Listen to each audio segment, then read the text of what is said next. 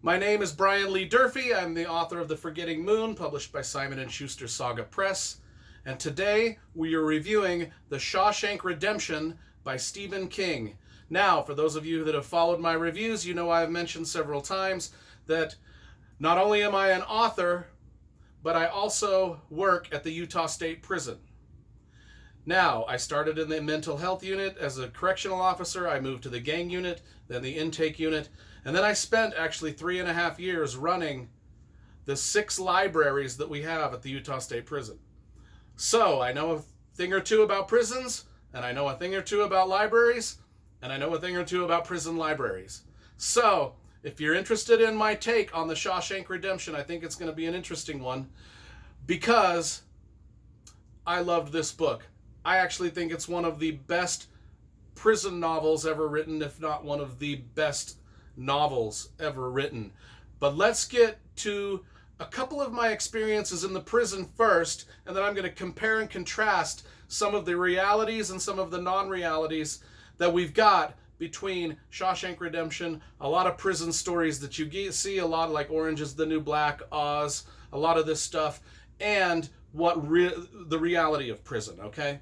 So, in my job as an author, plus a prison librarian, I guess, a library policeman. Stephen King has a story called The Library Policeman, which I will be reviewing one day.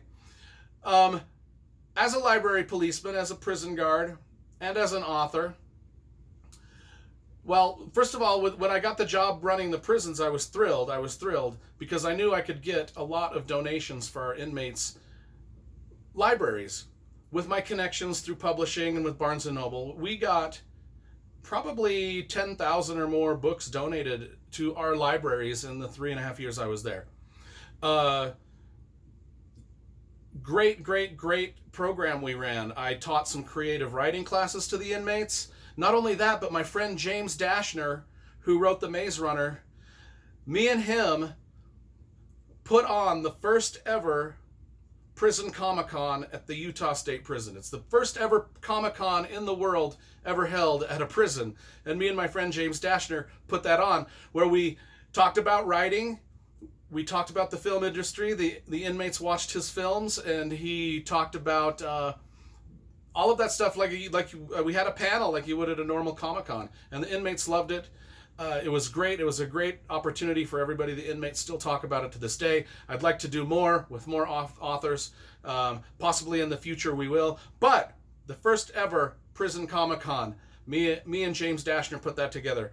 Another thing that I did while I was working at the prison, I was a sergeant, and I was in charge of our Reading for the Blind program, wherein inmates, we had a big building there with about 12 to 15 recording studios, and the inmates would come in and read books in those recording studios to any blind person across America that requested a book. And we would focus mostly on magazines and rare books and religious books that Audible didn't provide or there just were no recordings of. So if any blind person requested anything to be read to them, our inmates would read those in the recording studios. And I'm going to tell you, some of those inmates were as professional readers and narrators and voice actors as a lot of the people that you will find on audible.com. And our program was great. In fact, it was the biggest Reading for the Blind program in the world, surpassing even the Library of Congress in Washington, D.C. We had a huge output. So I just wanted to plug those programs that I used to be in charge of.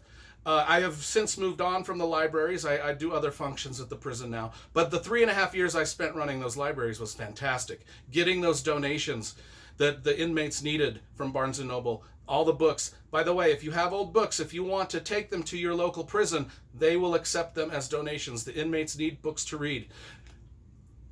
As you know, in the Shawshank Redemption, Andy Dufresne, that was his whole goal. Getting donations, getting people to donate books. I've been there, I've done that. I understand his struggle. I really do. I just wanted to plug my work at the prison and the other correctional officers' work at the prison, and everybody that I've worked with, whether it was in the mental health unit, gang unit, or in the prison libraries. Everybody that works at these correctional facilities across America does a great job. And that's one of the things I'm going to talk about and contrast and compare with the Shawshank Redemption to the realities of how prison guards and correctional officers actually treat inmates, which I think drew to dramatic effect. Stephen King sort of exaggerated a little bit, but that's okay because the story was awesome. The story was awesome. The story needed it. The story needed some villains. Just unfortunately, those villains happen to be the prison guards in the Shawshank Redemption. That's okay. Doesn't matter whether it's television or books. The prison guards, they never look good and they always come off as being the bozos. But, you know, that's such is life. Such is life. I've worked with a lot of really great correctional officers and prison staff that are fantastic. Fantastic.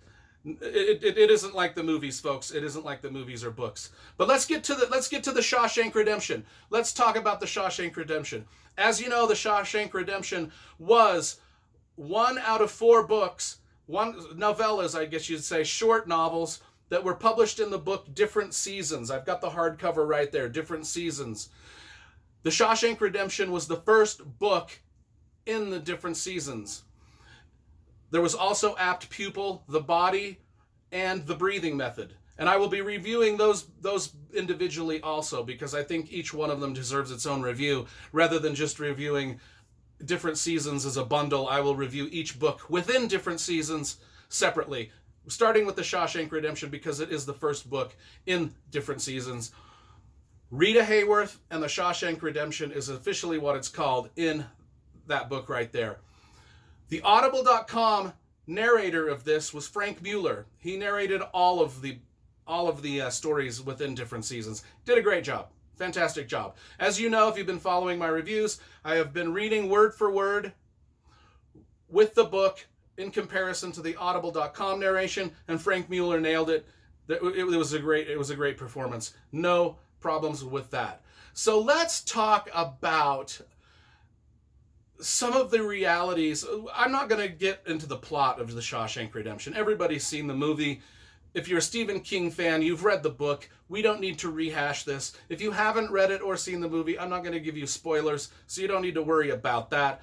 But I'll just say it's probably the best. For those of you who have not read it or seen the book, if you're interested in doing so, it is the best prison story ever written, bar none. And this is coming from a prison. I've worked in prisons for over 12 years, and bar none, best prison story ever written. In fact, one day I want to write my own prison novel, but every time I get started, I'm like, oh my God, Stephen King wrote the perfect book already. How can I top it? How can I do better at what he's done? I mean, just not only this, but The Green Mile, probably the second best prison story ever written, and Stephen King wrote that too. How am I ever going to top those two? I've got a few ideas. At the Utah State Prison, we used to house Ted Bundy back in the day. He almost escaped from the Utah State Prison. I think there's a story there. I'm just saying, I think there's a story there. It's percolating in the head.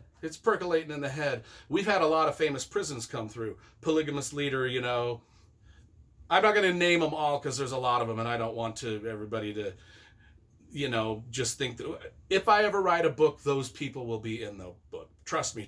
That's when I'll name all the famous people that were in our Utah State Prison that I dealt with. Ted Bundy was before my time. He almost escaped from the prison. He actually did escape from the Aspen, Colorado County Jail a couple times.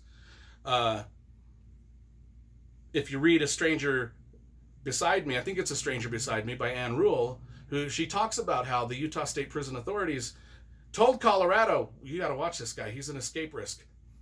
He escaped twice from Colorado. What can you say? Almost escaped from the Utah State Prison. We'll get to that. When I write that book, we'll get to that. And then you can all critique that book after I've written it and compare it to Shawshank Redemption. That's fine. One of these days, I want to write a prison storybook as comparable to the Shawshank Redemption and The Green Mile. I want to be the guy that is mentioned alongside Stephen King with that kind of thing.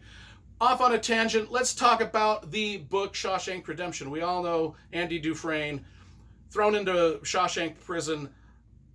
He's innocent. Everybody in prison is innocent. I can verify the fact All the inmates have been screwed over by the lawyers. They're all innocent. None of them should be there. None of them should be serving the sentences that they've been given. I've heard this story a million times. That is an accurate. When you read this book and you watch the movie Shawshank Redemption, that is a very, very accurate thing. The inmates, they all believe that they are innocent, that their lawyer screwed them. Stephen King got that right. Stephen King got a lot of things right about the daily workings of the prison, just the counts, the marching around, the going to the yard, the prison guards watching them, the inmates joining up in little gangs and kind of beating on each other, and it's a lot of drama inside. So there's a lot of drama inside in the prisons. I mean, one thing that I tell people about prisons is you will never find a community of people. I mean, there's 6,000 or so some odd inmates in the prison that I work at, and it's like a small city, and it's got its drama. It's full of its drama. You will never find another place in the world, a compacted place where there's so much drama just involving heartache and pain, but also some of the most boisterous laughter you've ever heard. I mean, some of the greatest friendships ever formed in the history of the world are formed between inmates in prison. And I see it on a daily basis. And Stephen King nails all of that in his story, The Shawshank Redemption. He gets all of that correct. The relationships between those men in The Shawshank Redemption, those are real. Those happen. Those conversations take place in the chow hall. They take place in the cell blocks. People are assaulted on a daily basis in the corners of the prison where no one's watching. Those are realities of prison. It is a hard life. It is a lonely life, and it is an isolated life. It's a hopeless life. But I'm telling you, the people that are in there incarcerated, they make the best of it. Most of them do. Most of them just make the best of it, and most of them get by with what they have, and they're grateful for what little they get. Even if it's prison book donations, that means the world to them.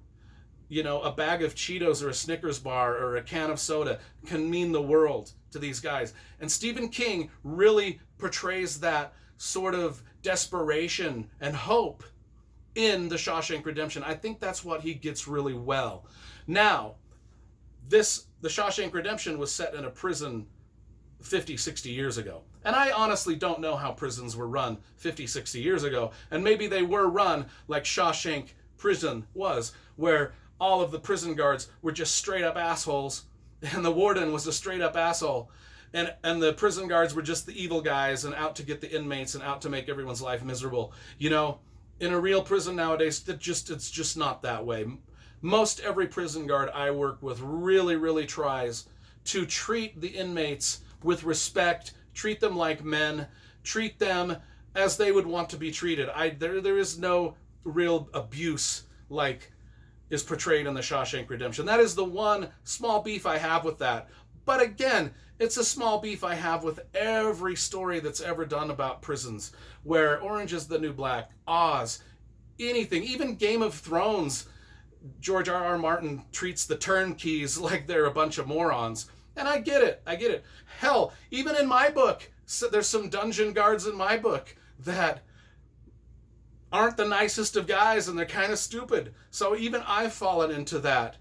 When the prison guard is the easy villain. It's the easy villain, and the prisoner is the easy sort of protagonist in these stories.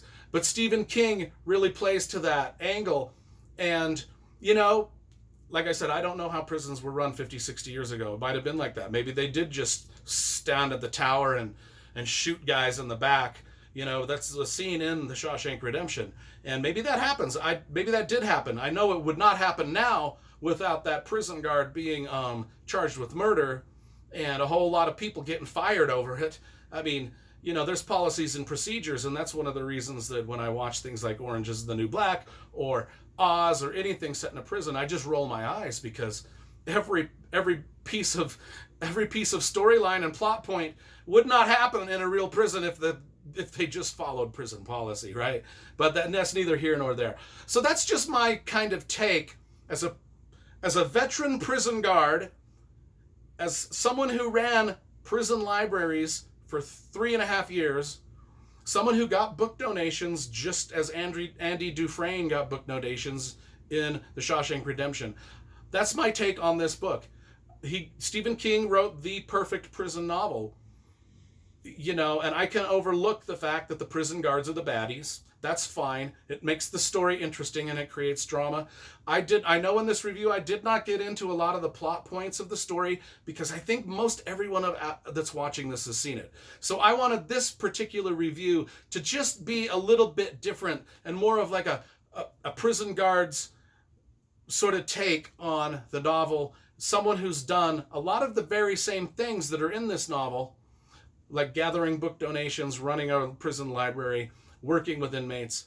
I've seen it all. I got to tell you, as I've said probably for the 10th time, the perfect prison novel, if not one of the most perfect novels ever written. And we all know that The Shawshank Redemption has been voted as the #1 movie ever filmed in a lot of movie critics, top 10 lists. So we got to give a shout out for Stephen King for stepping away from the horror genre for just a little bit and writing these 4 stories here in different seasons. The first one being Rita Hayworth and The Shawshank Redemption. What a magnificent story. What a magnificent collection of books. And I'm going to get to review the rest of them here soon. But The Shawshank Redemption, if you have not read it, read it.